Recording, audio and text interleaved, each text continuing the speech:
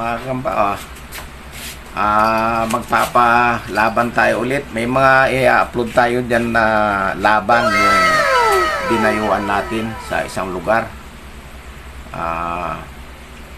Yung unang mapapanood nyo dyan. Pero shoutout lang kay shoutout muna tayo kay Desidero Escuadro. Yan, shoutout sa iyo Desidero Escuadro. Kay John Ralph Borja, shoutout sa iyo.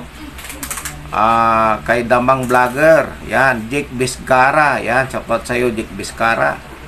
Kay Atlas Gaming PH, yan, si Big Boss Spider, si Lar Brother Vlogger, yan, si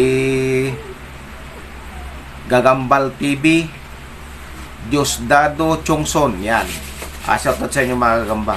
Ito, panoorin natin itong itong laban ng aking gagamba. Ang nangyari dyan mga kagambay, yung puti ang kikita nyo, parang puti yung katawan, yan ang ating gagambay. Yan. Nakauna yung gagamba natin, pero dahil doon sa gamot na ginamit natin mga kagamba, hindi siya basta-basta nang hina. Ayan, yung kalaban, ayan, binintot pa nga yung atin, ang tagal, gustong saputan, pero hinila niya, so nakatakas siya. Ngayon, ayaw tumawag nung sentensyador ng line of death. Ayaw tumawag kasi sa kabila pala siya. Kaya inaantay ko na ang tagal bago nila sinabing line of death. Sinabihan pa ako ni Kadagit ng, sabi niya, tayo, line of death muna, line of death muna. Ganyan ang sinasabi niya. Sabi ko, line of death na yan. Pero yung sentensyador dapat ang sasabi na line of death na, kasi nga walang nalaglag sa amin. Tapos mahina na yung gagamba nila, talagang ayaw na lumakad. Yung sa amin lumalakad pa rin, pero tignan nyo naman, nabintot yung hinabol pa ng kagat sa puwit. Butas nga yung likod niyan, pero gumaling na siya. Kaya lang mahina na, iba na, may bandera na siya, banderado na yan mga gagamba. So, ako pa tumawag ng line of death dyan. Matagal bago tapos umaapila pa sila. Ayun. So, buti na lang at pumayag na rin yung kalaban. Kasi wala, mahina, napatay na yung kagamba nila eh. Yun ang epekto mga kagamba nung ating yung ating load.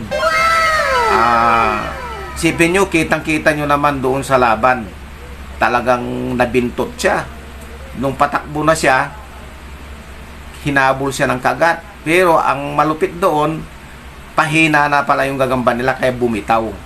Hinila na lang niya. Hindi lang masyadong naisum ni Kadagit kasi hindi namin akalain yung ganung laban na malupit yun eh. Huling-huli na yun. Umulan na kasi, nasa ilalim na kami ng puno, yung sa silong ng bahay. Kaya hindi na masyadong maliwanag yung pagkaka-video.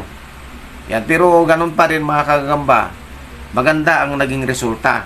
So ito naman panoorin natin tong mga malulupit na laban na ito sa tournament mga kagamba. Ang nag-champion dyan si Sir Bal. Alam ko nag-champion dyan kasi inulan na nagkawatak-watak na kami nung umulan. Ayan, panoorin natin itong kay Bubbles TV versus Sir Barry. Talaan yung kay Bubbles TV si Julius. Yan. So, tignan natin itong malupit na mga laro na to. Kagamba. Yan, Sir Barry, ang kalaban niya. Yan, tignan natin na. Ang lupit niyan. Yung laban na yung mga kagamba. Tournament yan. Pantimbangan yung mga yan. Panoorin natin. Ayun, tignan nyo. Lulupit ang laban. Tignan, walang humpay na kiskisan yan. Nangingibabaw yung kay Julius, pero nakbo yung kay Julius, kay Sir Barry pala. Sinabol nung kay Julius na naman, tapang. Unang bulos yon, pangalawang bulos yan.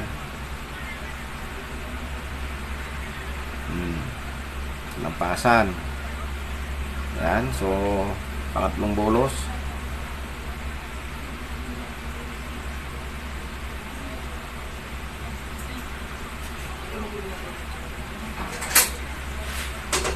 Iyon na naman, kinagat na naman. Yun na, nalaglag na yung kay Sir Barry doon. Patong bulos.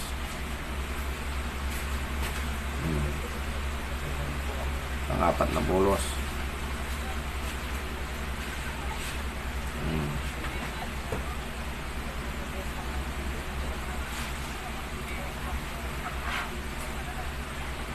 Yan. Pang-limang bulos.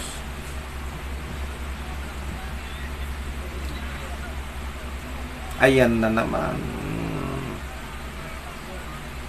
Kita nyo malaro niyan, mga kagamba. Hindi basta-basta, no?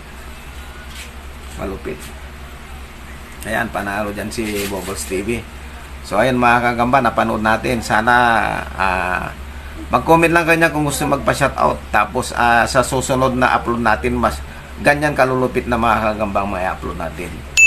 Sa ating ginawang Dayo serie nung tournament doon kila Dilios.